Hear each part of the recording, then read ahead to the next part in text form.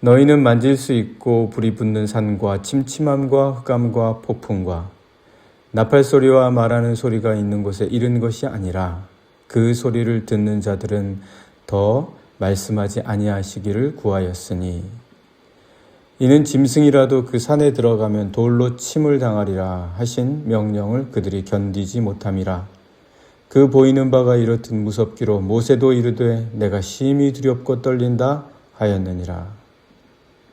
그러나 너희가 이른 곳은 시온산과 살아계신 하나님의 도성인 하늘의 예루살렘과 천만 천사와 하늘에 기록된 장자들의 모임과 교회와 만민의 심판자이신 하나님과 및 온전하게 된 의인의 영들과 새 언약의 중보자이신 예수와 및 아벨의 보다 더 나은 것을 말하는 뿌린 피니라. 너희는 삼가 말씀하신 이를 거역하지 말라. 땅에서 경고하신 이를 거역한 그들이 피하지 못하였거든 하물며 하늘로부터 경고하신 이를 배반하는 우리일까 보냐. 그때에는 그 소리가 땅을 진동하였거니와 이제는 약속하여 이르시되 내가 또 한번 땅만 아니라 하늘도 진동하리라 하셨느니라. 이 또 한 번이라 하심은 진동하지 아니하는 것을 영존하게 하기 위하여 진동할 것들 곧 만드신 것들이 변동될 것을 나타내심이라. 그러므로 우리가 흔들리지 않는 나라를 받았은즉 은혜를 받자. 이로 말미암아 경건함과 두려움으로 하나님을 기쁘시게 섬길지니 우리 하나님은 소멸하는 불이심이라. 아멘.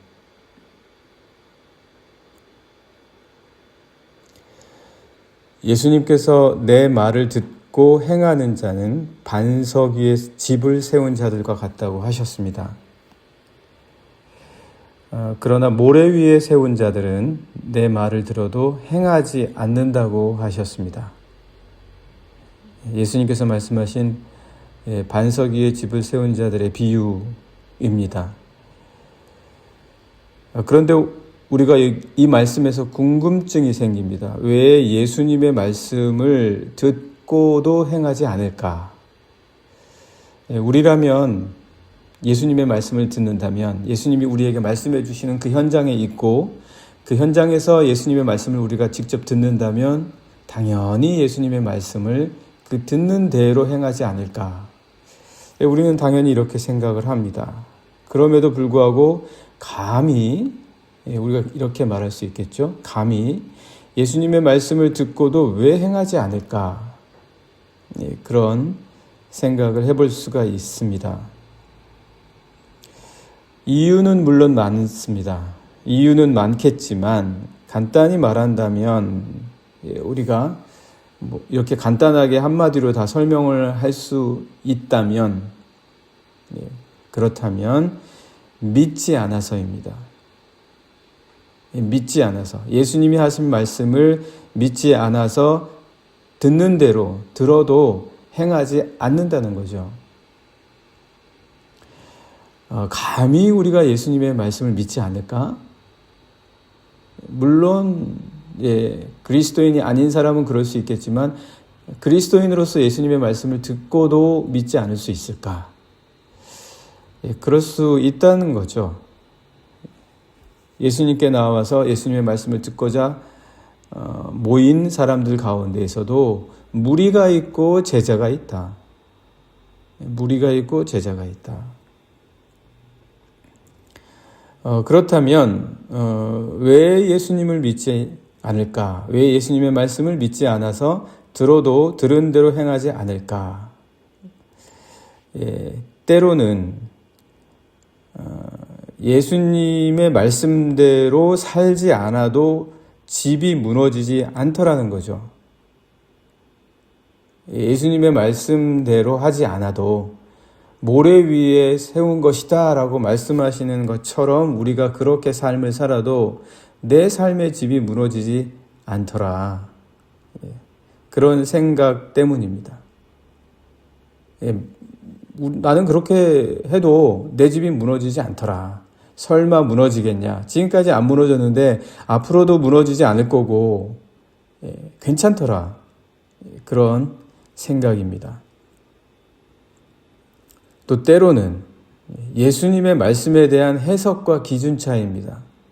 이게 더 큰 부분을 차지할 수도 있어요. 이게 더 심각할 수도 있습니다. 그래서 예수님의 말씀을 듣고도 다 똑같이 들었는데 해석에서 차이가 나고 그리고 기준에서 차이가 나는 거예요. 해석과 기준이 다른 거예요. 그래서 예수님의 말씀을 듣고도 행하는 데 있어서는 다 각각 다르다는 거예요. 좀 쉽게 설명을 해보자면 어떤 사람은 예수님의 말씀을 듣고 행하는 것을 이렇게 생각합니다. 주의를 잘 지키고 헌금 생활을 잘하는 것이다. 그런데 또 반면에 어떤 사람은 우리가 마음으로만 예수님을 사랑한다고 하면 되지. 그것만큼 더 큰 게 어디냐. 이렇게 또 생각을 하는 사람이 있어요. 기준과 해석이 다 다른 거죠. 그렇지만 과연 어떤 해석과 기준이 맞냐? 각 사람의 상황이 다 다르지 않습니까? 그래서 우리는 이렇게 생각해 볼 수가 있습니다. 예수님께서 달란트 비유를 말씀해 주셨죠. 달란트 비유. 예수님께서는 달란트 비유를 통해서 각 사람에게 저마다 감당해야 될 믿음의 분량을 주셨습니다. 믿음의 분량이 있는 거예요. 그 믿음의 분량만큼 사는 거예요. 어떤 사람은 5달란트를 받았어요. 정말 열심히. 5달란트의 분량만큼 신앙생활을 하는 겁니다. 그 신앙생활이 세상하고 동떨어진 건 아니죠. 신앙생활이 세상에서 사는 삶이에요. 교회에서만 사는 것이 아니라 그 5달란트의 분량만큼 열심히 사는 사람이 있습니다. 그러나 2달란트를 받은 사람도 있어요. 그러나 하나님께서 그 2달란트를 주신 것과 그리고 2달란트 받은 사람에 대해서 그 사람이 남긴 것을 책망하지는 않으셨어요. 왜냐하면 2달란트 받은 사람도 열심히 그 2달란트를 남겼거든요. 그 2달란트를 위해서 열심히 살아요. 그 믿음의 분량대로 열심히 삽니다. 심지어 1달란트도 받았어요. 차이가 얼마나 납니까? 4달란트 차이나 나요. 엄청난 차이예요. 그 분량과 책임과 역할이 엄청난 차이예요. 그럼에도 불구하고 하나님께서는 그런 거 신경 쓰지 않으셨다는 거예요. 아버지께서는 그런 거 신경 쓰지 않으세요. 너가 믿음의 분량을 5달란트를 받았는지 2달란트를 받았는지 심지어 1달란트밖에 못 받았는지 그 달란트 받은 것조차도 주님께서는 어떤 차별이 있기 때문에 어떤 인간에 대한 구분 때문에 그에게 5달란트냐 2달란트냐 1달란트냐 이 차이를 두고 주신 것도 아니라는 거예요. 그 믿음의 분량도 귀하다는 거예요. 그런데 문제는 뭐냐? 문제는 그걸 땅에 묻는 거에 있다는 거죠. 그만한 분량을 받았음에도 불구하고 그것이 얼마나 귀한 것인지, 그것이 얼마나 소중한 것인지, 그 믿음의 분량으로서 할 수 있는 일이 있고 그 믿음의 분량이 5달란트가 됐든 2달란트가 됐든 1달란트가 됐든 그 1달란트의 분량이 있는데 이것마저 땅에 묻어버리는 거예요. 이 1달란트는 있어도 되고 없어도 되는 거라고 생각하는 거예요. 이 1달란트 가지고는 뭐 특별한 차이가 없다는 거예요. 특별하게 이 1달란트 가지고는 어떤 기여나 어떤 역할이나 어떤 책임을 할 수 있는 게 딱히 없다는 거예요. 묻으나 그거 가지고 뭘 하나 별 큰 차이는 없다는 거예요. 아니면 그 1달란트 때문에 약간 기분이 상했을 수도 있어요. 아, 이게 1달란트가 뭐냐? 이 1달란트 가지고 도대체 뭘 하라는 거냐? 난 좀 더 큰 거 받고 싶은데 뭐 이런 걸 수도 있겠죠. 그런데 하나님께서는 5달란트나 2달란트나 1달란트나 아버지께서 주시는 그 달란트의 차이에는 사실 아버지가 바라보는 차이는 없어요. 그런데 문제는 그거를 땅에 묻어버리는 거예요. 땅에 묻어버리고 그걸 가지고 소중하게 감당하고 열심히 그것을 통해서 남기려고 하지 않는다라는 거죠. 거기에서는 아버지가 차이가 그 마음에 아버지가 받아들이시고 하나님이 그것을 보시는 데에는 거기에서는 차이가 난다는 겁니다. 히브리서는 오늘 우리가 보는데 우리가 마지막으로 히브리서 봅니다. 히브리서는 당시 여러 신앙적 문제 앞에서 흔들리는 그리스도인들을 봅니다. 그때 핍박이 많았거든요. 핍박이 많았고 여러 문제들이 많아요. 신앙에 문제가 없는 때가 어디 있습니까? 늘 신앙에 문제가 있고 삶에 문제가 없는 게 어디 있습니까? 삶에 늘 문제가 많아요.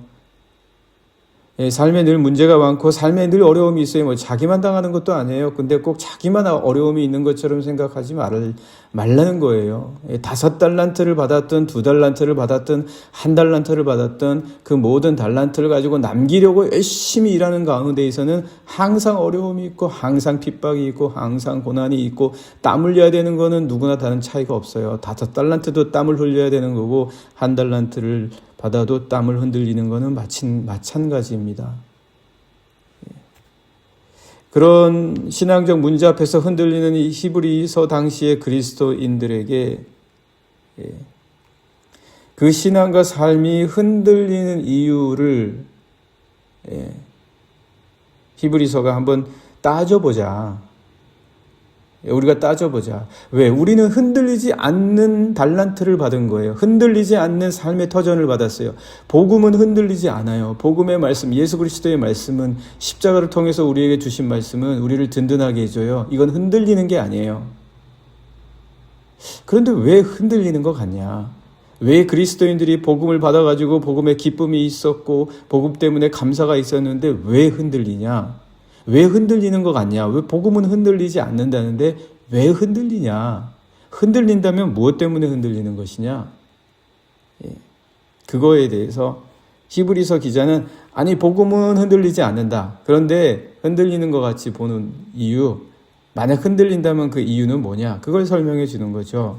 왜 핍박이 있냐? 만약 핍박이 우리를 흔든다면 그리스도인이 돼서 오는 고통이라면, 그리스도인 때문에 오는 갈등이라면 왜 그렇냐라는 거죠.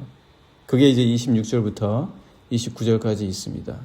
함께 보시면 26절입니다. 그때에는 그 소리가 땅을 진동하였거니와 이제는 약속하여 이르시되 내가 또 한번 땅만 아니라 하늘도 진동하리라 하셨느니라. 하나님이 흔드시는 거예요. 진동하게 하신다는 거예요. 하나님이 그렇게 하신다는 거예요. 왜? 복음은 흔들리는 게 아닌데 우리는 하늘의 영광을 받은 자들인데 하늘의 영원히 흔들리지 않는 복음의 놀라운 비밀을 받은 자들인데 왜 이게 하나님께서는 흔들리신다고 하냐? 복음을 흔드시는 게 아니에요. 복음을 흔드시는 게 아니에요. 우리를 흔드시는 게 아니에요. 우리는 복음 때문에 흔들리지 말아야 됩니다. 그럼 뭐냐? 이 진동한다는 게 뭐냐? 27절 말씀 보시면 이 또 한 번이라 하심은 진동하지 아니하는 것을 영존하게 하기 위하여 무엇이 진짜인지 가짜인지 가짜는 다 떨어뜨리려고 하시는 거예요. 가짜를 흔드시는 거예요. 흔들릴 것들을 흔드시는 거예요.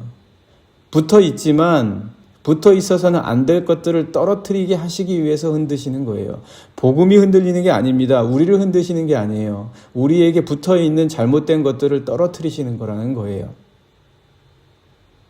그래서 어떻게 말씀이 이어집니까? 진동할 것들, 곧 만드신 것들이 참된 것으로 변동될 것을 나타내심이라. 영존해야 될 것들을 남기시고 그리고 떨어질 것들은 떨어지게 하시기 위해서 그 떨어질 가짜들 때문에 흔드시는 거예요. 우리 삶에서 없어지고 없어야 되는 것들, 그것들 때문에 흔드시는 것이다. 히브리서인들이 왜 그들의 삶에 고난이 오고 핍박이 오고 왜 흔들림이 오고 왜 진동이 되었냐? 흔들어서 떨어뜨려야 될 것들 때문에 그렇게 하신 거라는 거죠. 그런데 자기가 흔들리면 안 되죠. 자기가 흔들리고 자기 신앙이 흔들리고 자기 믿음이 흔들리면 안 되죠. 28절도 보시면 그러므로 우리가 흔들리지 않는 나라를 받았은즉 은혜를 받자. 이로 말미암아 경건함과 두려움으로 하나님을 기쁘시게 섬길지니 우리 하나님은 소멸하는 불이심이라. 하나님은 우리를 흔들리지 않는 나라를 주시기 위하여 흔들려야 할 것들을 흔드시는 거예요. 그것들이 딱딱 우리 삶의 중심에 들어와 박혀있고 붙어있으면 안 되니까 흔드시는 거라는 거죠. 다 태워버리시는 거예요. 다 없애버리시려고 하는 거예요. 쓸데없는 것들, 가짜들. 그래서 그런 것들을 태우시는 우리 하나님은 소멸하는 불이십니다. 그것이 흔들려서 떨어질 것들, 변동될 것들, 바뀌고 사라질 것들, 잘못된 이유들, 다시 말하면 우리들의 삶에서 잘못된 이유들, 잘못된 열심, 잘못된 가치관들, 잘못된 열매들, 어긋난 목적, 유익하지 못한 삶의 습관들, 삶의 관계들, 이런 것들 하나님은 다 흔드시는 거예요. 복음을 흔드시는 게 아니에요. 우리 신앙인들의 삶을 흔드시는 게 아니라 잘못된 것들을 흔드시는 겁니다. 그래서 하나님께서 우리에게 주신, 예수 그리스도께서 우리에게 주신 것은요, 은혜예요. 영혼의 힘이에요. 우리는 무서워서 하는 사람들이 아니에요. 두려워서 신앙생활 하는 사람들이 아니에요. 기쁘고 감사해서 하는 사람들이에요. 기쁘고 감사한 것들을 남겨두시고 든든하게 하시고, 두려움과 무서움에서 하는 것들은 다 떨어뜨려 나가게 하시는 거예요. 우리가 스스로 자유함으로 하게 하시는 거예요. 우리가 이르는 것은 율법처럼 두려운 곳에 이르러서 신앙생활을 하게 이르게 하신 것이 아니라 감사하고 은혜와 영혼의 힘으로 하도록 이르게 하신 곳에 우리는 와 있는 거예요. 신앙은 우리를 그렇게 이끕니다. 그걸 히브리서 기자가 말해주고 있어요. 18절부터요. 한번 볼까요? 18절. 너희는 만질 수 있고 불이 붙는 산과 침침함과 흑암과 폭풍과 나팔 소리와 말하는 소리가 있는 곳에 이른 것이 아니라, 두려운 곳에 이른 것이 아니에요. 무서워서 신앙생활 합니까? 우리는 그런 자들이 아니에요. 그 소리를 듣는 자들은 더 말씀하지 아니하시기를 구하였으니 이는 짐승이라도 그 산에 들어가면 돌로 침을 당하리라 하신 명령을 그들이 견디지 못함이라. 견디지 못해서 우리가 무서워서 두려워서 신앙생활하는 초보적인 신앙과 잘못된 신앙, 잘못된 열매들, 어긋난 목적, 이런 것 갖고 신앙생활 하는 자들이 아니다. 이런 것들이 이제 다 떨어져 나가야 돼요. 언제까지 우리가 율법처럼 계명을 받은 자처럼 신앙생활 합니까? 21절. 그 보이는 바가 이렇듯 무섭기로 모세도 이르되 내가 심히 두렵고 떨린다 하였느니라. 22절. 그러나 너희가 이룬 것은 시온산과 살아계신 하나님의 도성인 하늘의 예루살렘과 천만 천사와 하늘에 기록된 장자들의 모임과 교회와 만민의 심판자이신 하나님과 온전하게 된 의인의 영들과 영혼의 힘으로 신앙생활할 수 있어요. 이제 새 언약의 중보자이신 예수와 아벨이 보다 더 나은 것을 말하는 뿌린 피니라. 너희는 상가 말씀하신 이를 거역하지 말라. 땅에서 경고하신 이를 거역한 그들이 피하지 못하였거든 하물며 하늘로부터 경고하신 이를 배반하는 우리일까 보냐. 네, 함께 같이 기도하시겠습니다. 하나님, 우리가 잘못된 것들, 떨어져 나가야 될 것들, 가짜들, 어긋난 것들 모두 우리 하나님께서는 복음만 남고 다 흔들어서 떨어뜨리십니다. 소멸하는 불이신 우리 주님, 우리에게 영혼의 힘을 남게 하시고 우리에게 의로운 힘을 남게 하시고 우리를 그곳에 이르게 하시는 주님, 이 힘으로 오늘 하루 살아갈 수 있도록, 오늘 하루 우리의 어긋나고 잘못된 것들은 다 떨어져 나가도록 우리 주님 인도하여 주시옵소서. 함께 같이 기도하시겠습니다.